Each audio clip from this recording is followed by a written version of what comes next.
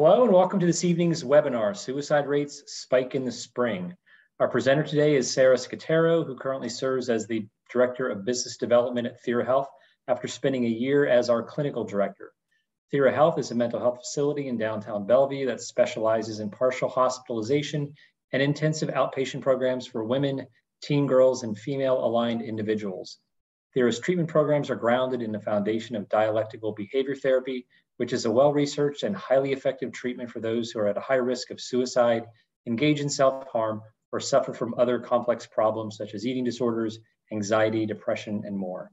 For more information about THIRA Health and its treatment options, please visit www.thirahealth.com. A few bookkeeping notes. Today's presentation is being recorded and will be available on the THIRA Health website in a few days. You will receive an email with a link to the recording when it's available.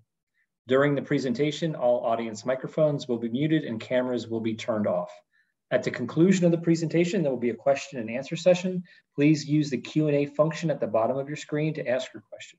You may submit questions at any time, but all will be held until the end of the presentation. We will try to answer as many as we can in the time allotted. Thank you again for your interest in today's presentation, and I'll turn it over to Sarah. Thank you, David. Really appreciate everyone who's joined this webinar for such a somber and timely topic for us to discuss. My work has spanned 3 decades in the field of psychology and behavioral health. And during that time, I've had the honor and sorrowful opportunity to work with families and couples and individuals who've lost somebody important in their life to suicide.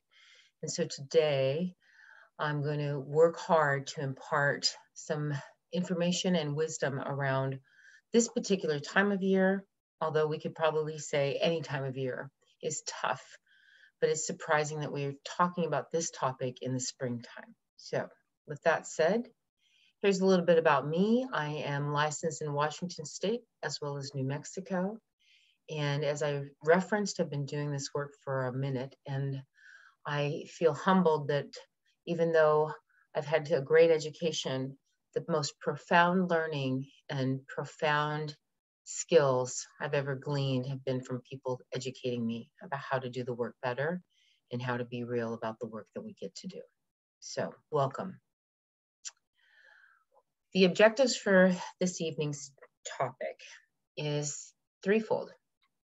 One, understanding why spring may, even though it seems like a really fun time of the year, counterintuitively be a time where we see a spike.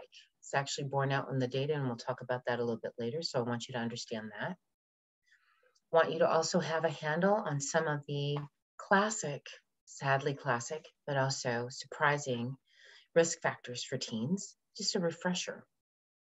And then giving you a little advice, and maybe even hearing some advice from you about how to talk to your teenager or your young adult, and really maybe anyone in your life that's struggling with this feeling of not wanting to be on the planet. The despair is so deep and so strong that facing another spring day is beyond their reach. So we'll talk about that and hopefully have a fruitful conversation. Those are your objectives. So there's going to be a lot of data that I share this evening, and there's lots of ways to investigate it. There's lots of controversial data, and there's lots of inaccurate data. So here's some really contemporary 2020 Center for Disease Control data on suicide statistics. As you can see, in 2020, this was the 12th leading cause of death in the US, which is fairly stunning.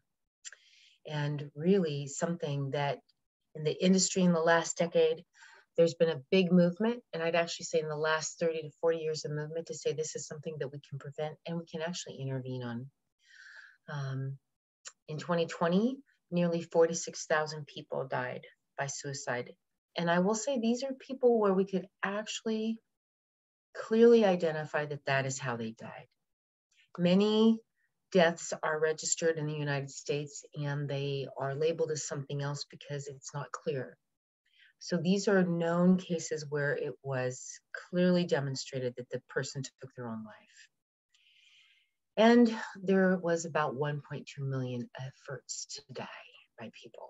So all in all, Pretty stunning statistics, something we'd all probably agree that we'd like to see reduced.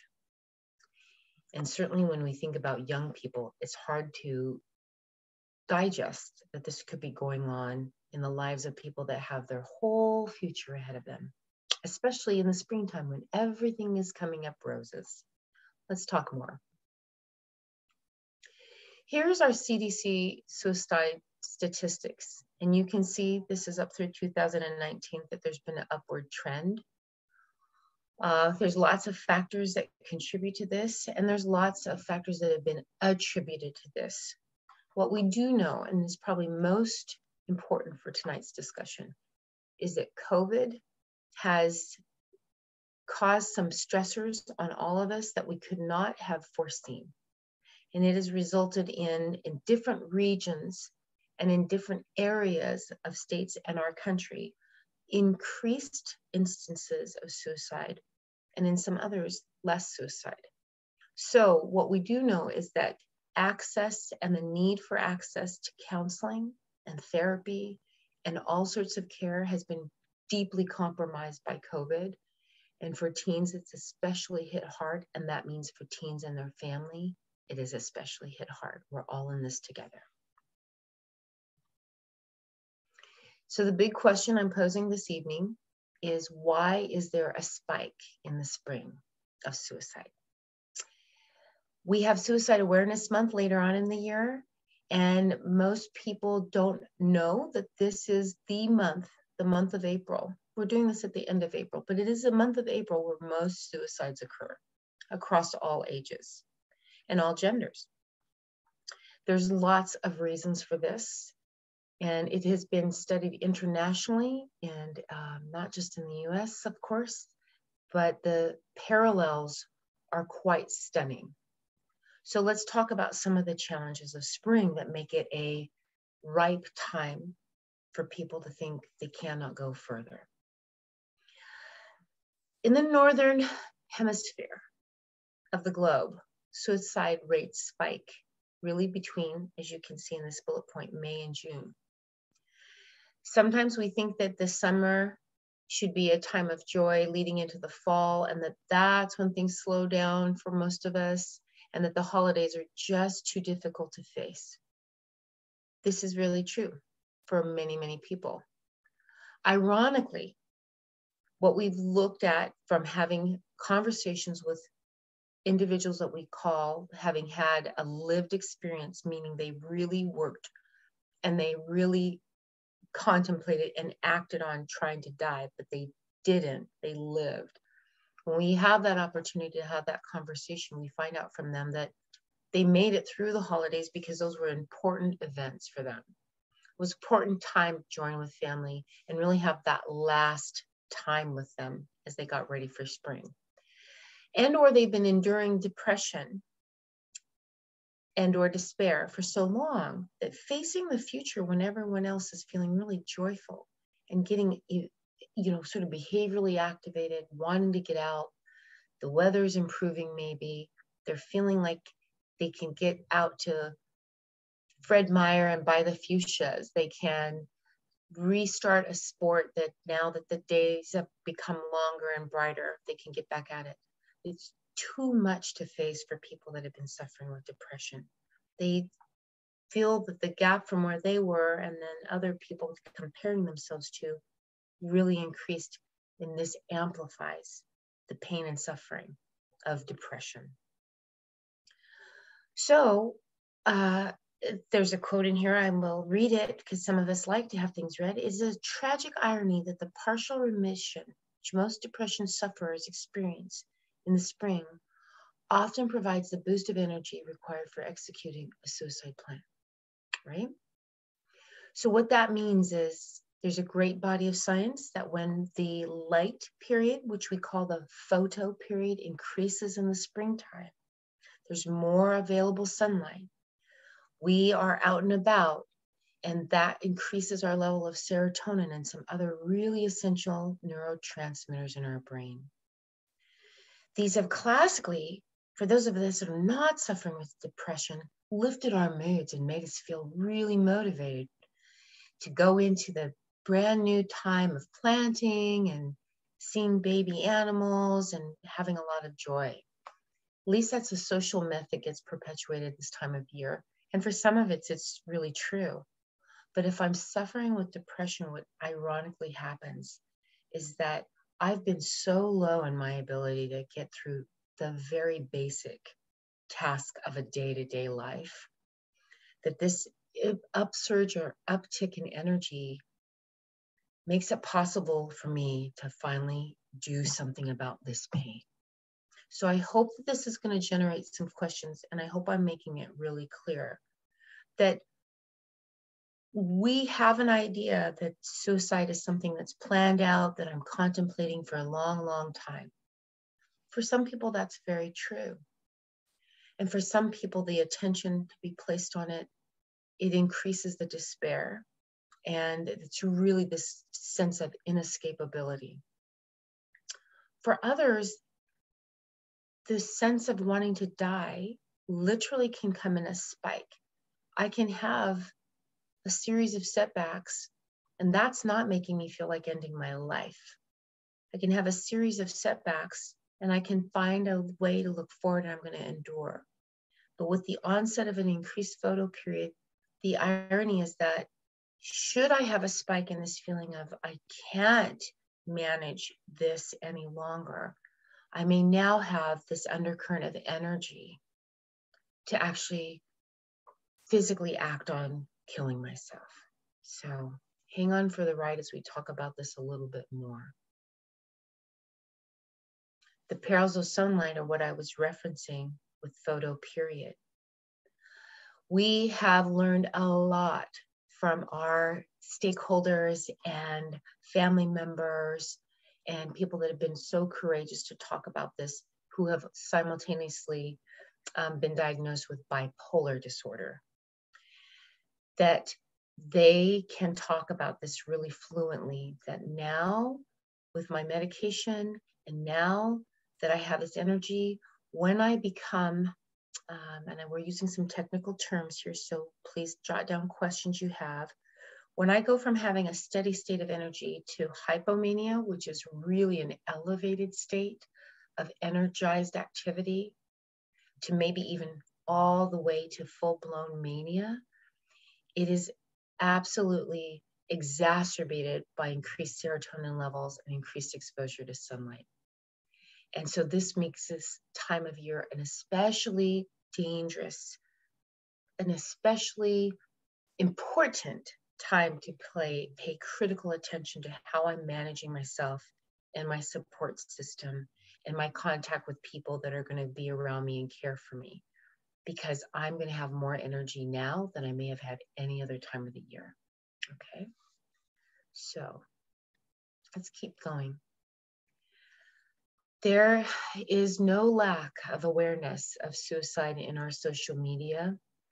I will not begin in this evening's presentation to talk about the multiple names that we have heard about through COVID, before COVID, and certainly in a contemporary way in the last 2 to 3 years. Even this spring has seen a slew of people from all different walks of life that are in high profile positions taking their own life. So we may call this out because there's an illusion that if I have fame and fortune, or maybe what looks like the best life, I can still be internally and really privately in so much despair that this will be completely shocking. And what I want to invite us this evening to think about as we go through this is that many people put forward a presentation of how they are doing that is not accurate and is not their authentic, private, internal experience. All of us have had this. And this is what's going to be our call to action, is to look at everybody saying, it looks pretty good on the outside. And I still need to turn toward this person and look a little deeper. Now, some situations it's glaringly troubling. But I'm giving these examples, and our social media gives us examples of how shocking it can be when we see these human beings walking around like they have all the gifts around them and they should be happy. And yet they're absolutely not. Fundamentally, they're suffering. Now to pivot back a little bit to some springtime risk factors, and I am inviting you to think about how you're conceptualizing this, that it might apply to your life. Whatever is not applying to you as you're thinking about this presentation, you can ditch it. But as you're looking at these slides and hearing these words, maybe be curious about, like, wait a minute, is there a part of this that applies to me or fits somewhere that I haven't necessarily thought about? Because when I talk about allergies, and this has been studied internationally, it's one of the most strongly correlated or paired up factors that's attributed to springtime suicide risk factors. And part of that is the science behind inflammatory response across every cell in our body. We have fabulous allergy medications that crush our symptoms and make it where we can make it through the day without scratching our eyes, sniffling and sneezing all through the day. What's important to know is that really what's causing this is well, without going into a science lesson, it's an inflammatory response to the whole body. And across countries and across different age brackets, this has been shown to increase the risk for increased symptomology for anyone suffering with a mood disorder. It actually makes anxiety much more difficult to manage when I have an inflammatory response caused by allergies. This is not what we see on billboards around, and it's not widely known, even though it's widely studied, and it's hands down a huge risk factor. So keep that in mind when you think about normal life trucking along and why this might be occurring now, right? So there's going to be some sources cited at the end. If you get really curious about this and want to check it out, there's going to be some other information for you to glean, okay? Again, here we talk about this inflammation, and if you've ever really suffered from severe allergies, you can know that it is sometimes hard to get out of bed. So let's pretend you're mood disorder free. Suffering from allergies, for those who have a severe reaction, can cause misery. Now imagine if you are somebody who has suffered for the last 2 years quietly and maybe very covertly, not sharing, with depression or a mood disorder, and you have one of the worst seasonal allergies. I am not trying to underestimate how profound this combination of factors can be. If I'm already worn down by experiencing my mood disorder, and I'm already on a quiet level, and maybe I haven't shared with many people that this is so uncomfortable and so difficult, and it's a daily battle. And then I compound it with this inflammation that's going on from allergies. It's not a radical shift. They've actually have some great research out of Australia and the United Kingdom when they've studied groups of people and how they've rated themselves about managing their moods and their ability to recover from upsets, recover from the challenges of life during the springtime when their allergies are really impacting them.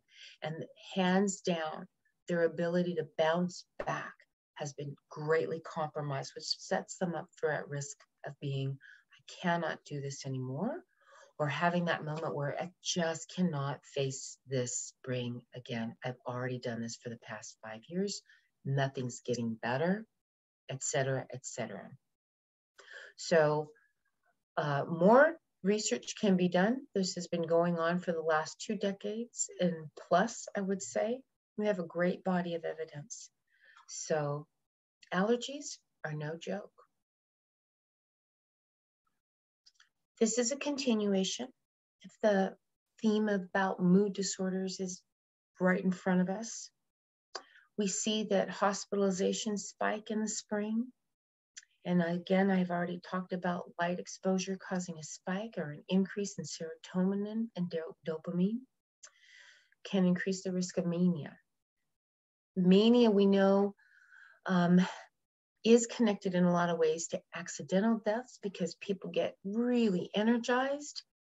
And if there's some humbling lessons I've learned in 3 decades of being in this field, it's people describing to me how they got so energized by their mania, they decided to try something new, like paragliding, but they had not taken lessons.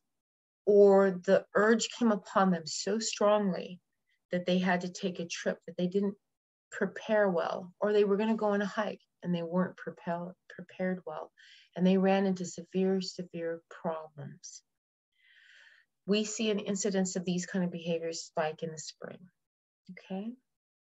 And I've already referenced that if there's a mood disorder in the family of bipolar disorders, the risk is even more amplified. So something to be thinking about if you have a young person in your life, because we're gearing this presentation toward families, and the theme is really adolescence.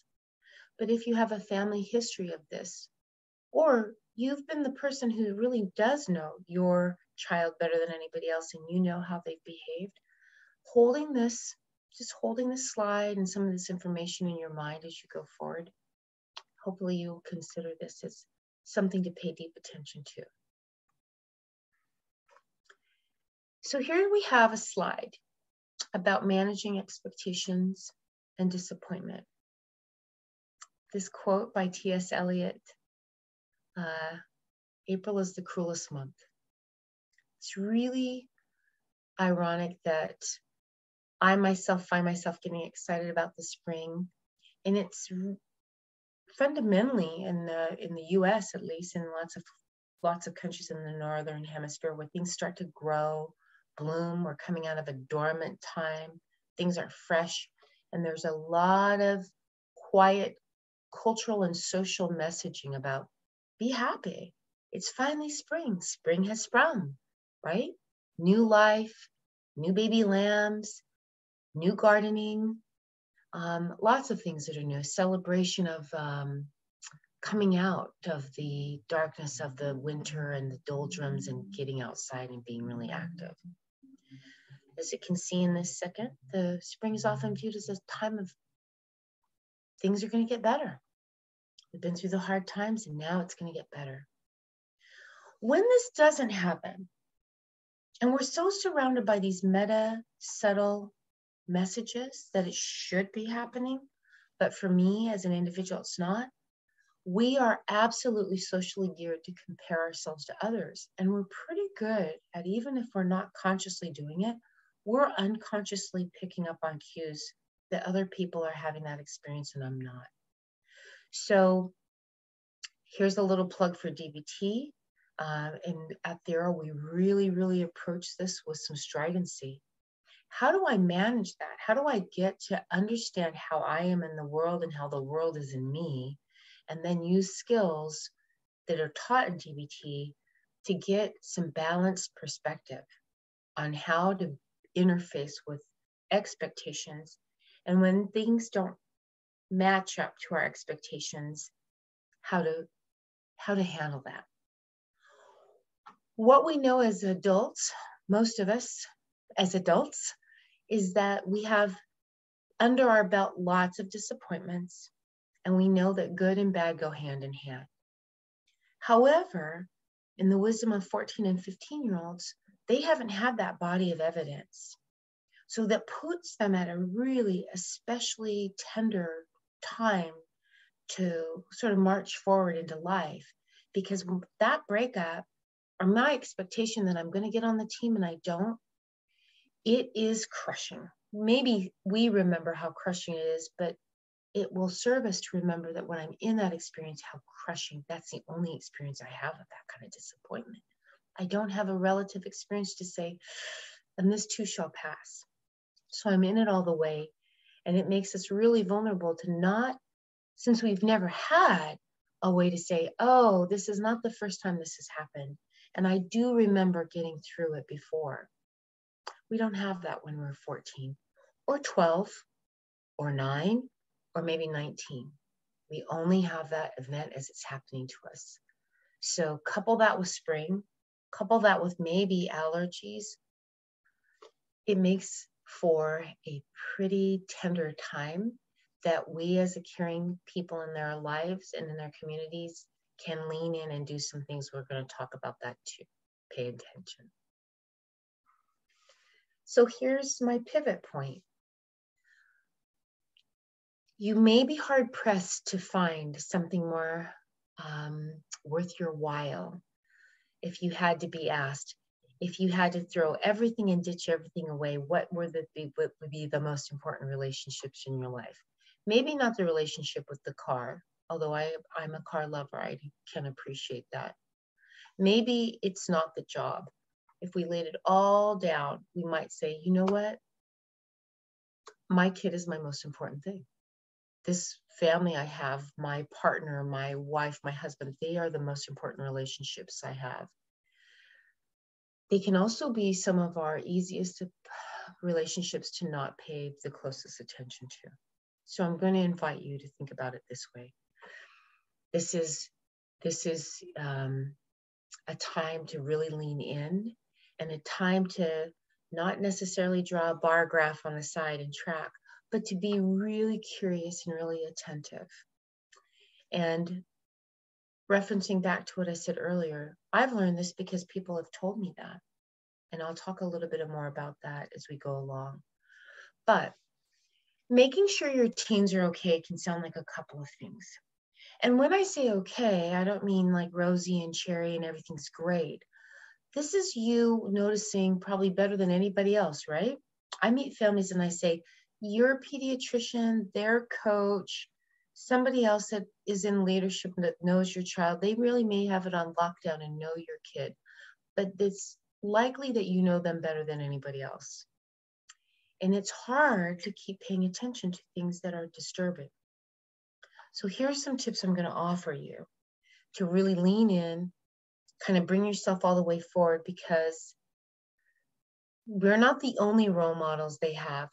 We still are some of the most important role models they get, for the good, the bad, and the ugly. So parents in general, guardians in general, need to speak candidly. I'm looking at my slide now to make sure I match up my language. We need to speak candidly about what's happening in their life. And that might sound like, hey, I know you really wanted to make that basketball team and you didn't. I think that if that was me, you can almost see the eyes rolling in their mind that trust me on this. I've had the pleasure and the privilege of working with a lot of young people. And I take this so seriously and with a lot of honor and dignity, that they say the darndest things. And even as they're pushing you away and turning away and rolling their eyes, they do say that what you say matters. That's what they say to therapists. That's what they may say to their rabbi or their confidants, is that, yeah, I wouldn't say it to their face, but I listen to what my mom has to say. I remember, if you've ever been in an argument with a teenager, you may have seen this skill at play, where they say, isn't it true that on April 15th, you made this statement to me about the use of my iPhone? And that if I did X, Y, and Z, I was going to get the new iPhone? They're paying attention and listening much more closely than what we might believe. So it's important that we talk about it, that we're demonstrating and role modeling. I can talk about this. I'm not in any way endorsing it, but I'm going to have the courage. I'm not going to ask you to be more courageous in talking about something than I am. I want to talk a little bit about high school seniors. Something seniors have taught me from really, really great schools, great programming, great support, is that they are shaking in their shoes as they get ready to go into their final semester or their last trimester of high school. It may be dawning on them is that they are simultaneously excited about going to UCLA, and they're simultaneously petrified because they have spent the last 4 years, maybe even from middle school, in a network of people where they knew the rules, they knew where the goodies were stored, they kind of had a set of friends, or at least an understanding of how things were going to operate. And we know that many of those things will translate to their next level, but they haven't been there yet. And if I had a way to show you how many seniors have come to therapist's office, I get to do lots of supervision with therapists and counselors that get to work with seniors. They're very scared. And they're very good at not talking about that, because they realize, okay, I've had a lot of help getting to where I'm at, and I got to do this. I got to get it together. And simultaneously feeling, I have a lot of concern about how I'm going to go to New York University. How am I going to do this?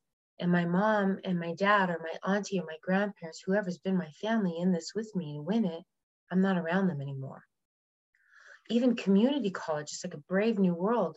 Lots more diversity, lots more disconnection, lots of more rigor around what's expected of them. So having that in mind, I have seen a preponderance of teens say for the first time in their high school life, they said, I don't know if I can do this. I don't want to disappoint people. I don't want to let them down. It would kill me and I wouldn't be able to face it. And this is the incubation time of how they can get to this despair of, and fear of, and anxious emotion of, am I going to be able to do this? Another tip I'm going to give, because parents have taught me and teens and kids have taught me, is when we're asking this important question, like, how are you feeling? How are you really doing? We have to be more specific. It really helps to say, no, I'm not just saying blithely, hey, how you doing? You doing good? Okay, that's good. It's to get more granular and to say, hold on, you're taking a lot of these classes. You're in this sport, or you're in band, or you're in some really distinct approach to going to college. And you're taking care of the dogs and you're holding up all these things. How is that happening for you? Be curious. And if there's one big tip I can tell you, it's ask how versus why. How is this going? How did this happen? We know that teenage guys have higher car insurance rates because they usually have a kerfuffle with the car way more often than teenage girls. Trust me, I'm going somewhere with this. When I've talked with teenage guys about having those kerfuffles, they backed the car up into the telephone pole, they ran it over a curb, something happened. There's so much shame and disappointment about letting people down that they are in a state of despair of, I don't know that I can tell my parents the truth about what really happened. We also know that in high school, there's an exposure to a lot of other risk factors that make people go inside and feel embarrassed and shame about telling the very people they're going to be walking in the door when everybody else is walking out the terrible truth. So I would invite you as guardians and family members to say, I'm pretty sure there's stuff you're not talking to me about, but I want you to know you could go even further. I know people have told me that when they talk about stuff they've been keeping a secret or they're shy about, sometimes they feel shame, and shame's a game changer. I'm letting you know, if it can't be me, you can go to your auntie Susan and ask her, okay? I want you to put all the flags out of acceptance that you can possibly think of, okay? Flagging and indicating your intention around openness, and if it's not me, it can be somebody else, is giving that neurological brain inside that body the message that I kind of see you, I'm paying attention, and we're going to be okay. You don't have to be okay for us to be okay. I see you and I hear you, and you're not going to be alone. If you jot nothing else down from what I'm saying, this is the meta message, is that I see you. I'm seeing you. I'm hearing you. I'm paying attention, and you're not going to be alone. I like to tag on, we're going to get through the good, the bad, and the ugly together. I'm going to have a lot of feelings about it, and I'm going to be right there with you, okay? Many teens go to treatment during their last year of high school because they don't feel ready for what's next and they're overwhelmed. This is a breaking point. Thank goodness for great treatment, that this is a time that when it's getting really vulnerable and it's getting really, really intense, lots of wraparound can happen and lots of support and edification of what we're talking about can occur. Okay, let's go on. So here's some suicide risk factors to watch for in teens. I think we have seen this. It's not a big secret. I like this. David Forbes helped me put this together. In our own enthusiasm for springtime and all those things that make us get cheery, it's easy to overlook what's happening, okay? Pay attention to things like decreased motivation, these subtle cues of like, you know what? It's really the time of life for teens to isolate, to pull back, to spend time with their friends. But notice, when I've worked with families that have had the heartbreaking experience of their teen trying to kill themselves or actually killing themselves, when they look back in hindsight, there's so many markers. They said, you know, I saw that, but I didn't think to talk about it with them. I saw that, I noticed this, it didn't add up. I didn't put it all together. Nobody's going to be perfect. What I would say that most of you adults that are on this call with me are thinking or knowing is that you have pretty good radar. Turn that radar up. Notice for the less dramatic changes and then lean in and go toward asking about that and using that mantra of, I see you, I did notice this. The response can be a lot of anger because anger is about threat, and anger is like, I don't want you to know my shame. I don't want you to know what I'm thinking, and I don't want to hurt you. It's a, well, what do we always say in these presentations? If I had $1 for every time I heard a kid say, I don't want to tell my mom or my dad or my auntie or my grandma or my uncle because I don't want them to get upset. I'm willing to give up some of who I am so you can be more who you are. We have to stop that to prevent this from happening with our teens. We have to say, I can take all of you and we will get through this together. Some other red flags on this slide you can see. Man, this can make any of us tender, right? Having something go wrong with our really deep friendships or relationships. Remember that in our teens, and I'm saying this, I know, over and over again, to try to remind us that they are not young adults yet and fully fledged. These are sometimes their first breakups. This is sometimes the first time that they were really good in a sport and then didn't make a team. Malcolm Gladwell talks about that in his book, David and Goliath, about this thing that happens in our thinking as humans, whether we're 55 or we're 15, is if I've been a big fish in a small pond, I have lots of confidence. The going to college means I might be a small fish in a big pond. And all those things, all those reinforcers I got about being top of the tier academically, top of the tier in my chess club, really the thing that sustained me, made me feel like this is my gift. I might go to a great, great, great next location or a great, great, great job. And I'm with peers that are as good, if not better than I am. So that can cause me to lose interest in my hobbies. That happens in high school. I was on a great swim team, get to the next level. They're all good. They're faster than me. All of a sudden, the thing that kept me literally buoyed up is no longer there. Spending a lot of time alone is more than the usual teen. I'm exhausted. Spending time alone means my brain's not interacting with anybody else's brain, and that can be not so great for a teenage brain. I want to keep hovering around that and paying attention to that and talking about that with our teens. Here's some warning signs. These are the classic ones in addition to the ones that many of you already know. Grades dropping. That's a sign of not just the grade dropping. It's like, what's happened to my study habits? What's happened to the way, let me do it. What's happened to how I approach my academic learning? How did that shift? What did you notice? Has your group of friends changed? We know that friends keep us going when sometimes there's not much else to keep going. So when they've lost some friends or things have been ruptured, or trust your radar on this. There's a new influx of friends and your radar is like going, I don't feel so great about these guys. People are going to have diversity, but pay attention to that and notice that and have a conversation. Are they still doing the things they loved doing before? Whether that's guitar lessons or hiking. What made that change? Be so curious. This is your person. Find out, know to the best that you can.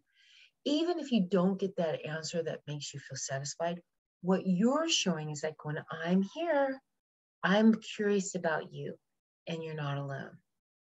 Energy levels, sleep habits. Sleep, we don't talk about sleep enough. We've heard the studies, we know the research. Most teens don't get enough sleep. Most adults don't get enough sleep. Or our sleep is disrupted by a cell phone, Snapchat, Instagram, iPad. It's out there. And it's hard to be the one that says, we're going to have to change this up. Or it's hard to be the one to say, I'm really concerned that you're not getting good sleep. The brain needs rest a lot more than we're giving it. And we know that this is a national problem. Has there been a change in the family structure? Has there been a death in the family? Could be from medical reasons. Has there been a move? Has there been something even exciting, like a move to a new house? A move to a new job cross country, a divorce, anything that's changing. Sometimes a sibling leaving to go away to college can be discombobulating for that family mobile of delicate balancing. So it's important to be curious and once again to role model. I want to talk about this. Your sister going off to college means now there's the three of us. That's going to produce some change. You don't have to be an expert. Nobody has to be fluent in this. We really are tasked with being real about what is happening and talking about that. So we're laying the scaffolding and the groundwork that we can talk about a lot of difficult things. Okay? Have they started using drugs or alcohol? Has that use increased? Have you seen signs that this is going on? We have a movement nationally, and it's one of the saddest things of accidental overdose and young people being accidentally exposed to what they thought was from a friend or at a party, something that looked like it's just a painkiller. And I can't say it enough. One of my licenses as a drug and alcohol counselor. It's like, what about fentanyl? What about this going on? What have I seen in their activities or a change in their appearance, a change in what they're talking about that makes me concerned? So something that's noteworthy, timely, and really dramatic across our country right now, and really has been for the last decade, and is continuing to rise. Now, how to talk about suicide risk? I think the biggest thing to assume is that I hardly think I've met a teenager that hasn't said they've thought about it. Either they've thought about it because they have a friend who's thought about it. So now it's in their consciousness. And they need to have a great sounding board and somebody who's going to be that holding ground, if you will, to ask, to be curious, to say the word suicide out loud. Talking about suicide in a structured, caring, loving way does not increase the risk of suicide. We absolutely fundamentally know from the research and from anecdotal instances and families report that it decreases the risk. So talking about it and assuming that things are sometimes as they appear and sometimes as they're not. And so you need to poke around a bit in there and talk. The thing we usually don't want to ask, just make a list of it. Say the things. Don't share it with anybody. Make a list, not right now, but later on. The things that have crossed my mind that I know I'm not asking my teenager about is the thing you should be talking to them about. And you can do this thing like, I really have this idea I want to share with you. I'm scared to death to talk with you about sex and what might be going on. This is one example. It doesn't apply to everybody. Giving it as an example. If that's what you're terrified of talking about, it's likely the thing you need to talk about. You'll find a way. There's professionals, there's support systems. Your teams can actually also give you some tips about how to talk about some of these things. But I'm saying for you yourself, the very hardest thing for me to ask is, generally speaking, the thing I need to lean into and ask about. And there's rarely anything more frightening than think about my kid is so sad. I worry about that they might do something to themselves to hurt themselves. This is what kids often tell therapists. I vetted this slide and this quote with kids. It was highly endorsed. Nobody in my family ever asked me how I was feeling. Or they say, I wish my parents had noticed. They didn't even seem to care. They just didn't even see it, and it was right in front of their face. Now, what I tell teens when they tell me that is like, when I bet your parents noticed something, they're probably terrified. So facing that fear together is usually what happens in family therapy. But think for yourself, what am I afraid to ask? And know that there's a parallel process going on with that teenager. You're like going, they're not even asking me. Maybe they don't care. Irrational thinking can happen often in a brain that's been subdued or inflamed or stressed out, and certainly in brains that are not getting enough sleep. So hear how those things all weave together. Sit down and say, here's a direct tip. All these people are so excited about spring, but you know what? It's not all it's cracked up to be. I wonder how you're doing. And if they say, I'm fine, nothing's wrong, you know what I'm talking about. Keep going, parents. Say, well, that's interesting because I actually went to this webinar and it was suggested that we keep asking more questions, or just saying, sometimes I'm not that great and excited about spring. I want to be having that conversation with you. And a little bit of medicine goes a long way. You don't have to have a 2-hour conversation. I think the signaling that people that are young can listen to and pick up on and go, wait a minute, is asking the question, then you can leave it alone. Come back a day or two later saying, you know what, I'm still thinking about that. I'm still thinking about this hype about spring. Or I'm still thinking about how you're not doing band anymore. Because the signaling to that teenage brain, in a potentially depressed brain or a brain that's experiencing despair without much experience managing despair, is that you did notice. You are paying attention. You do care. Don't brush off even slightly funny little statements. If your teen makes comments like, I can't take this anymore, it's just too much, please pay attention. You may not want to go right into the conversation right then because the emotion might be so high. There may need to be a refractory period where things can simmer down, and you may want to talk about it a little bit later. And this is super validating, is when you say, you know what I noticed, dear, is when you said this 6 hours ago, earlier today, that really stuck with me.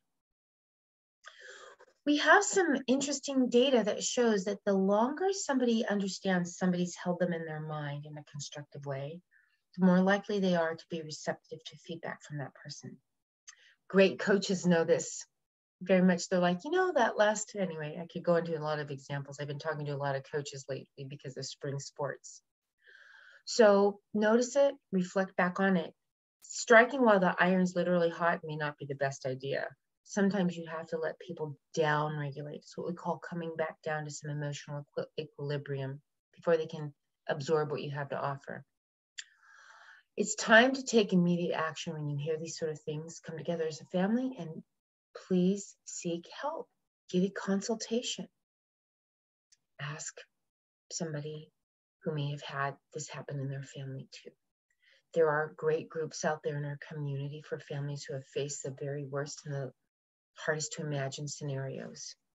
And these families and members of families who we describe as survivors of suicide can offer some of the most amazing insights that could help you and your family too. Keep it going. Even when it looks like it's passed, maybe it has actually passed. Keep it going. I know a couple families, they do amazing things. They have weekly meetings. They're very short.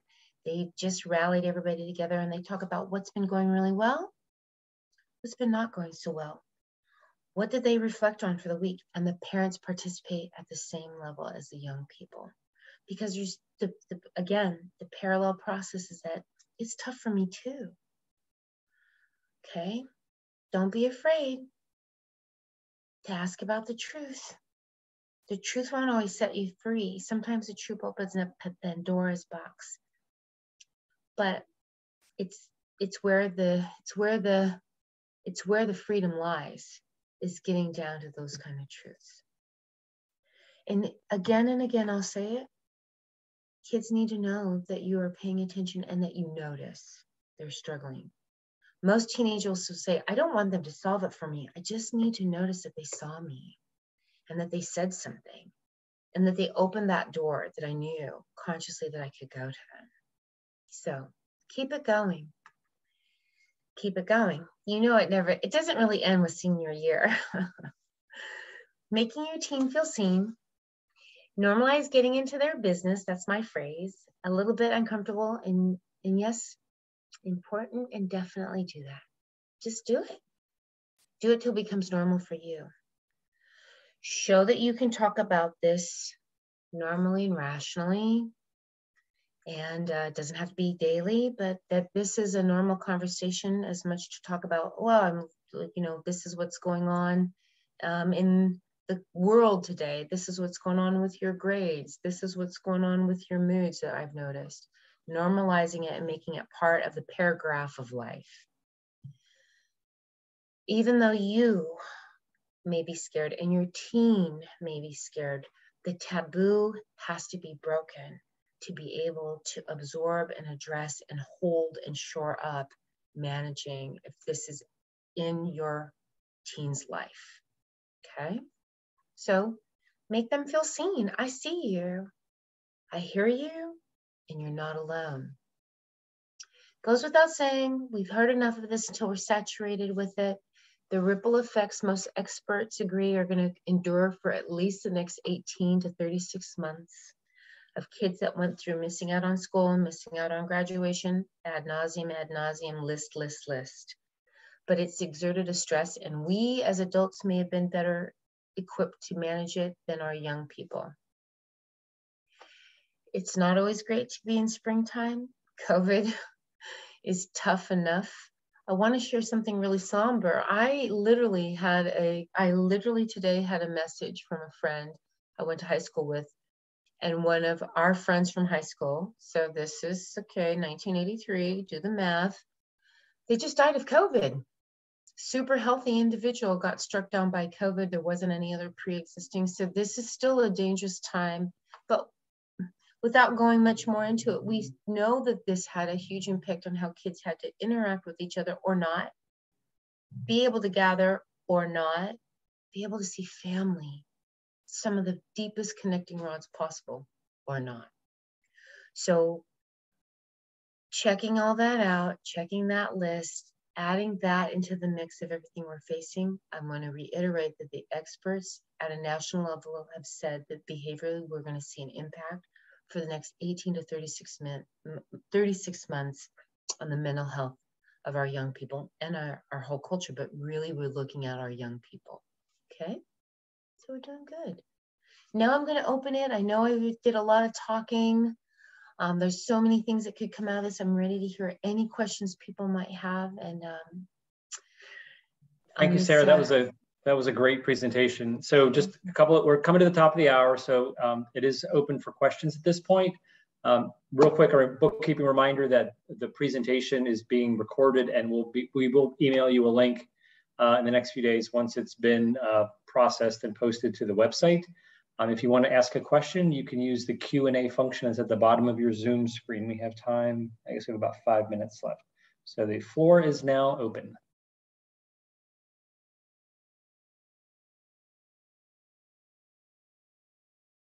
All right, I do have a question that just popped in. Sarah, are there any support groups for teens other than therapy or something outside of therapy? There's several. You may have to hunt around for them, and I think most people on the call know that they're up against, even for support groups, getting into them, wait lists for them are hard. But there's actually, I just learned about this from a Mercer Island counselor. There's a site called the Scooty Fund, SCOOTY. Family did a lovely job. They talked about their own life experience of losing a teen, a young adult. That I think that's worth going onto their website. They have resources listed there. There's, of course, the website nowmattersnow.org. They have a section called Young Ambassadors, and it's really locally grown, amazing young people that have had the courage to talk about, this is what my struggle was like, and this is what I did. Absolutely contemporary, absolutely looks like the kids that can go to any of our local high schools, and they do go to our local high schools, so that's a good place to learn and earn and gain some information. There are survivor of suicide support groups. And the Crisis Connection has some, hands down, some of the best. I've actually supported colleagues and people I know to attend their first couple of meetings, and it's absolutely flawlessly encompassing and tender and true, and talks about what to do and how to face it and how to recognize and how to be at a level of wholeness. So all of those sites have other sites on them. It's sort of, once you start looking, you'll find, is what I could say. Thanks for that question.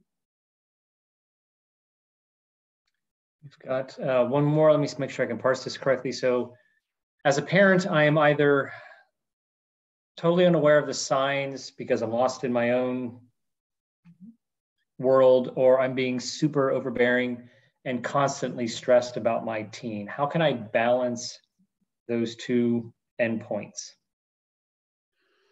I would bring them to, I would do, so I'm going to give it a pointed, hopefully it fits. If not, we'll find some other resources. I would write down, much like I said, what's the thing I'm afraid to, because that's going to maybe drive my stridency. What's the thing I'm afraid to ask? And then write down, there's something magic, not magic, but there is something cognitive that happens when we take what's in our mind and write it down and then stand back and look at it. It changes our relationship with it. Maybe it feels overwhelming and I start to write it down and I'm like, wait a minute, that makes sense. Or wait a minute, that doesn't make sense. Actually, that's about somebody else in my family. Do that. Have somebody that you know that's just a normal friend or a loved one, spouse, take a look at that list with you. And then see where I can overlap those things. So I'm not over here being avoidant, and I'm not over here being too strident, because the middle path, something we talk about in DBT, the middle path is where it can all come together and make a sense. It's really a new way to go toward it. And I've said it a bunch of times in this presentation, but if you can get the mantra of being curious, I'm a beginner's mind. I really don't know. I really am curious, and I may not have a solution, but I'm going to be leaning in and I'm going to be connecting. We know that the thing that people with a lived experience have shared that made them change their mind, or maybe help them move forward without any further efforts to kill themselves, was connection, was knowing that people cared, that saw them and said, I got you. I got you. This is really tough. So endearing empathy and courageous conversations, I would say, that would be the way I would suggest. And I can totally understand having both of those things go on to being really strident or really overwhelmed with my own life, that it's hard to find a middle way to do this together. I gotcha. Great, Sarah, again, thank you. That was a really well done presentation. We are unfortunately out of time. So to our guests, thank you for your attendance. Again, you will get a link to the video in a few days, and enjoy the rest of your evening. Thank you all. Thank you.